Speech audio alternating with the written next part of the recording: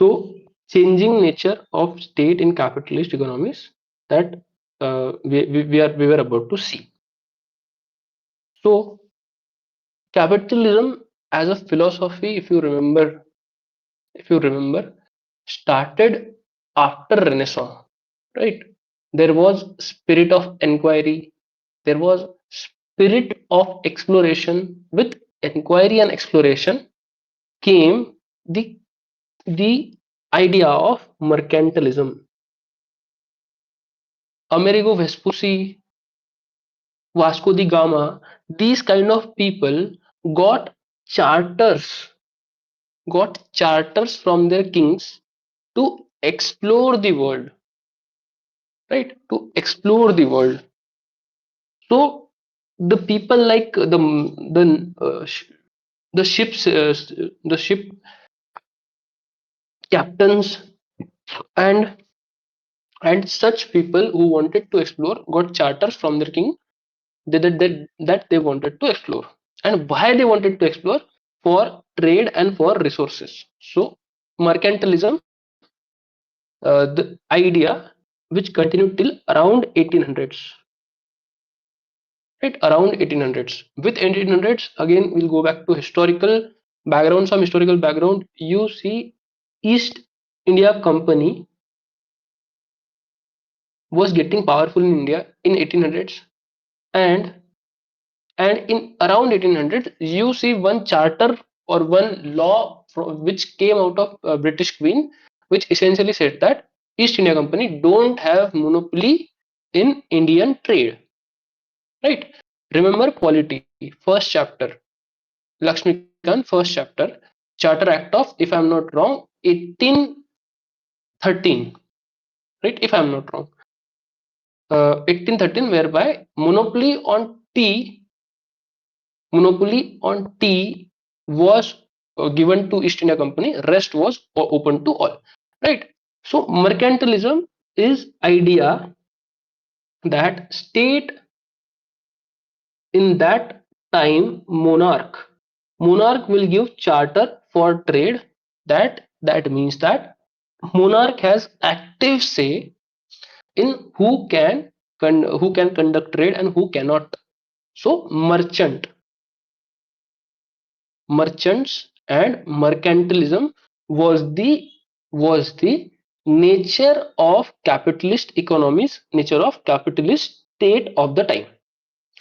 This continued till 1800s, right? In 1800s or just before 1800s, you see people like J.S. Mill, then Bentham. Just after 1800s or just 100 200 years before 1800s, you see people like Mill, Bentham, uh, saying things with respect to capitalist economies, right? Saying things with respect to capitalist economies. So what laissez-faire economies basically are, what laissez-faire economy basically are, is they talk about free market, right? Some background, if I have to give, industrial revolution happened. With industrial revolution there was a lot of trade, and industrial revolution happened because of capitalist, because of capital given by capitalist. And again, the the cycle of industrial revolution continued, right? That is why laissez-faire economy came, that everyone wanted to participate in industrial revolution and the trade which followed. So laissez-faire original idea was given by Adam Smith in his book Wealth of Nations. He says that he says that laissez-faire economy leads to wealth of nation, and mercantilist economy lead to wealth of few. That is why we need laissez-faire, open to all, free market economy, and state which is not going to have any say in it. Then there is Ricardo gave the same theory in uh, international trade, whereby the country which has comparative advantage over another will produce that. Basically what he wanted to say, that market demand and supply should dictate what a country should produce, right? Laissez-faire, Adam Smith, Ricardo both gave idea that market should control itself and market should be laissez-faire. But what happened when market was regulating itself, or market was laissez faire? What happened was the Great Depression of 1932. Oh, the Great Depression of 1932. What is Great Depression of 1932? What is Great Depression of 1932, or what is the background of it, and why, because of Great Depression of 1932, idea of welfare state came? This is this is a very big story to understand. There are a lot of factors were there, so I want all of your attention towards it. So the Great Depression of 1932. Just before Great Depression of 1932, you see World War One happening. World War One happened. Germany lost, right? Germany lost. Italy lost. All the Allied Axis power of the time lost, right? So Turkey also lost. With the loss of Axis power, so to say, Axis power, a lot of treaties were imposed on them. The one was Treaty of Versailles. Treaty of Versailles. So Treaty of Versailles, what it basically wanted to say that Germany will pay for the war. Germany will pay for the expenses of war that has been occurred by all of the people. Right. That was the content matter of Treaty of Versailles. So this was imposed on Germany. With this imposition, what happened was Hitler came to power in 1925. Right. Hitler came to power in 1925, and he basically said, "I am not going to pay back." Right, he just lifted his hand up and he said, "I'm not going to pay back." There is one more factor that happened due to it, but it is not relevant to it, which was hyperinflation. You can read it in economy. But Hitler basically said, "I'm not going to pay back." Russians and Russia also said, "We are not going to pay back," which Russian Revolution happened in 1917. And all the loans which were taken by Russian state, Lenin refused to pay them. So two things happened. Germany just says, we are not going to pay. Russians said, we are not going to pay. And the third thing happened was the one was overproduction, right? Overproduction. Smith Smith and Ricardian economics basically says that economy should run at its highest potential, right? Factories should run at their highest potential because there was a general assumption that goods which are produced will always find buyers, right? Will always find buyers. So the factories were running at full capacity, full employment, right? Full employment and full running potential, full producing potential. So the goods were produced, a lot of goods were produced, and even though supply was really high, demand suddenly tanked. So when demand tanked after World War One, when armies of the world did not need a lot of resources at the time, and people also had lost a lot of their buying capacities after World War One. There was not much buying capacity which people had in their hands. So after World War One, what happens? After World War One, what happens? Armies stop buying anything. So the production which factories do not have any buyers, and the people have lost buying capacity after World War One. That they don't also have much money in their pocket. So what happens? There is a lot of supply, but demand is not there, right? Then when there is a lot of supply and demand is not there, prices go down, prices tank. When prices tanked, when prices tanked, what happened was stock of those companies also tanked. When stock market goes down, stock market was essentially ruined within 2 or 3 days. What happened was there was Great Depression.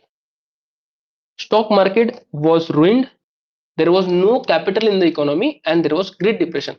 What does this Great Depression mean? It basically wants to say that it basically wants to say that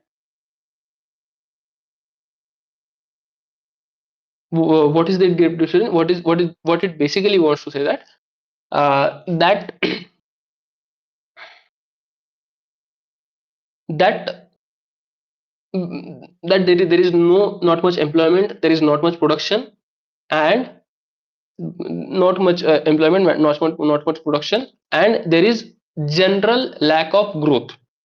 In fact, there is contraction in economy, right? So welfare. So with Great Depression came idea of welfare state, right? What this Ramayan basically, why I gave this Ramayan with bit historical inaccuracies, why I gave this Ramayan to you, because I just wanted to say that the state, if state does not regulate the market, what can be the perils of it, what can be the negative side of it, what can be the negative consequences of it, right? When market is laissez-faire, things like these can happen. So George J.M. Keynes, in his book The General Theory of Employment, Interest and Money, gave idea of welfare state. What is welfare state? That state will carry out welfare of its citizens.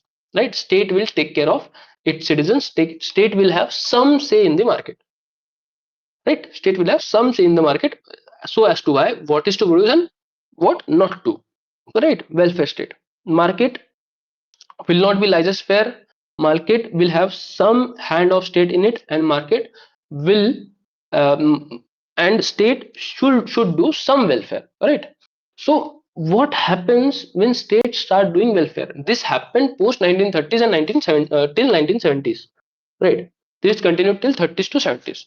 When state starts doing welfare, what is the issue? What is the issue when state start doing welfare? State can do excessive welfare, right? State can start take care of you from cradle to grave, and state can basically give income to people. State can give money directly in the hands of people. State can give food or jobs without much skills, right? When state wants to do welfare, it is directly going to give money, as is happening in India today, right? When that happens, when states start doing excessive welfare, what happens is that there is limitation to which, right, when excessive welfare happens, but you, me, everyone know there are limitations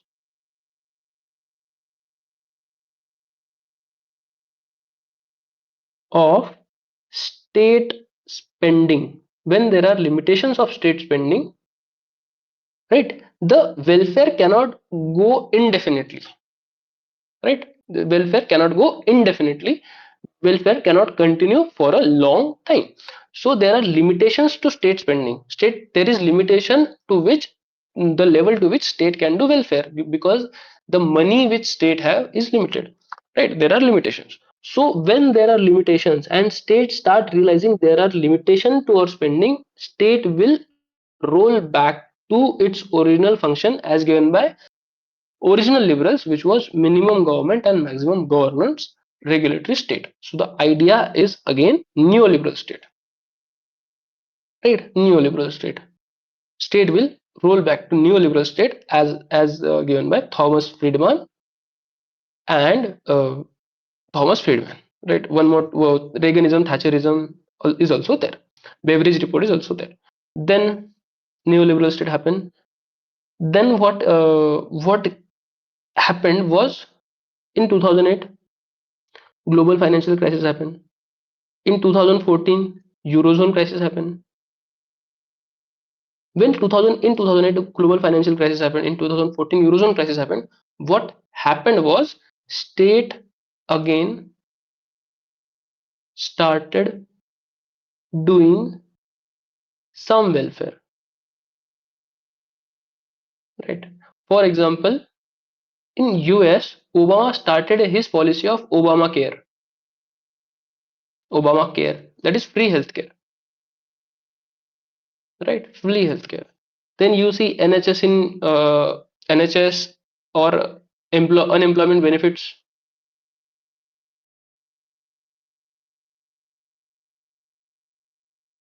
in UK, right? So again, state will start doing some welfare, right? Again, state will start doing some welfare. This is how the cycle happened. This is how the cycle happened.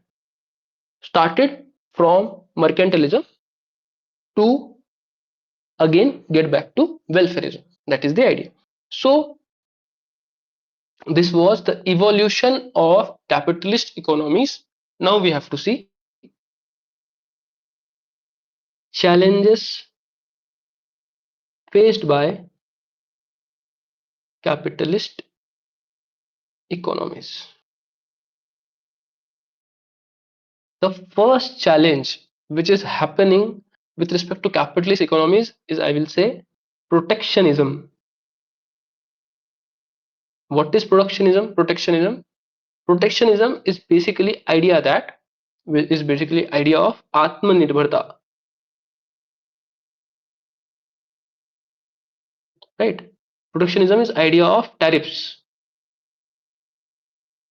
that a particular right, Trump wanted to protect its domestic industry, and that is why he applied around 50% tariff on Indian aluminium goods, right?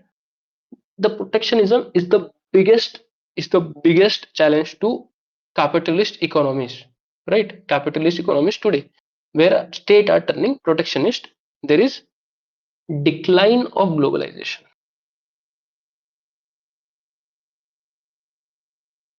right? This is the first first, what do you say, uh, challenge.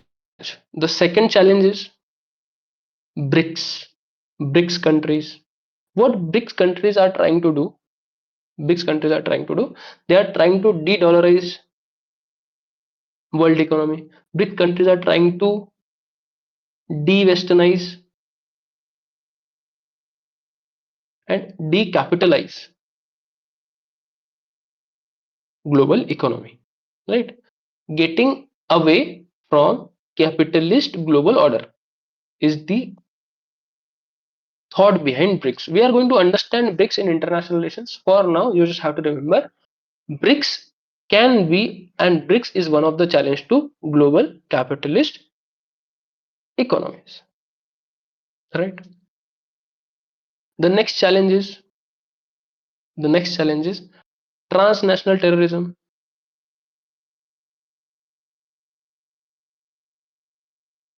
With transnational terrorism, what happens is globalization takes a hits. Globalization takes a hit. Right.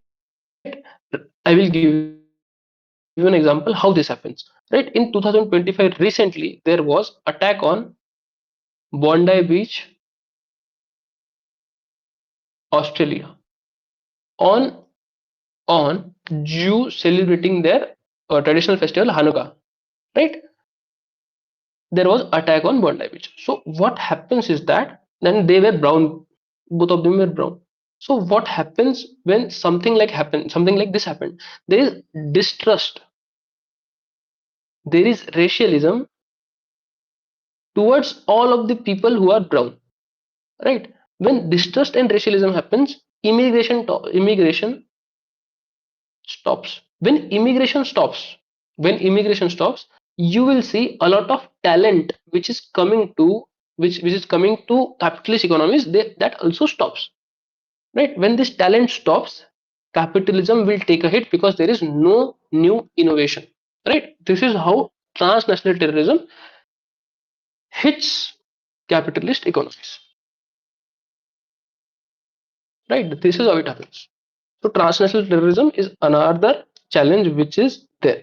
The fourth challenge which I feel is there is uh, I will say capitalist economies. Biggest challenge to capitalist economies protectionism happened. Tariff we have seen. There is BRICS. There is transnational terrorism, and there is destabilization of rule based order. Right? What is rule based order? We are going to see in international relations. For now, just remember this. Just remember this, that China is not obeying to rules of international relations. What are rules of international relations? We will see in, let's say, UN, let's say WTO, and all those things. Let's say UN clause. right? In rules we are going to see that, but China not obeying rules of international relations, it sends a signal to rest of the nations that they can also not obey the rules of international relations, and not much is going to happen. When this happens, capitalist economies take a hit, because because rule based order is essentially neoliberal liberal order, right? The fifth factor which affected capitalist economies, it COVID-19. With COVID-19, again what happened was s- state turned protectionists, right? There was protectionist tendencies among state, right? Okay, okay, that is the idea. You, if the question comes on changing nature of state in and advanced industrialist societies, right? If the changing nature of state comes in, a question comes on changing nature of states in advanced industrialist societies, what you will write in intro, advanced industrial societies, you will write that G7 plus China plus Russia are advanced industrialist society, and you will write the same reasons of why they are being challenged, right? Societies, what is advanced industrialist societies? Which have a grand military industrial complex. This was said by Eisenhower. See, Eisenhower said this, and Eisenhower basically said that advanced industrial societies are basically countries which have grand military industrial complex. What is military industrial complex? It basically wants to say that there is a group of companies, there is a big industry which is industrial and military industrial as well. That it produces military goods and general goods as well. When question comes on changing nature of states in advanced industrial societies, you will write the exact same answer, right? Exact same answer. China or Russia is not in advanced industrial society. This is my fault, right? There is no China and Russia. I'm sorry. China or Russia is not there. G7 plus Japan plus let's say Korea, right? Again, capitalist economies only. These are constitutionally liberal democracies. These are constitutionally liberal democracies, or as Karl Popper will say, open societies.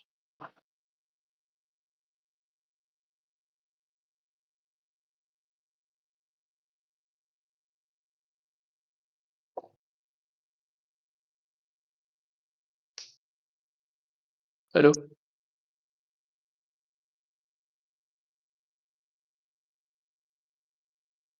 open societies. Okay. So this was the basic idea with respect to state. We have seen comparative analysis of state with respect to perspectives and philosophies as well. We have seen changing nature of state in capitalist economies as well. From the next lecture, we'll start with changing nature of state in socialist economies, and we will save a separate lecture for changing nature of state in developing societies. Thank you so much.